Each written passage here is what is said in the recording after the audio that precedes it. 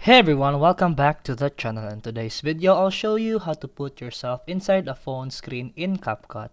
Let's get started. First, open CapCut and tap on New Project. Then, import your video where you want to appear inside the phone screen. Then, search for background. Then, choose a default background or import your own image. And after that, find a mobile frame and add it to your video. Search for mobile frame.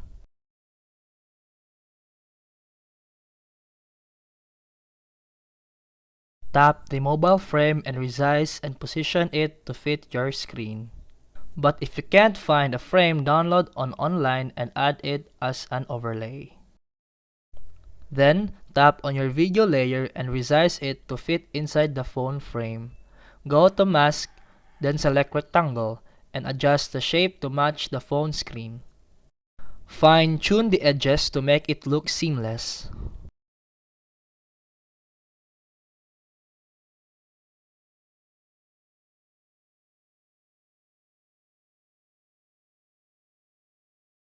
And finally, align the duration of the phone frame with your video. And this is how it looked like. And that's it for today's video. If you found this helpful, don't forget to like and subscribe for more videos. See you in the next one.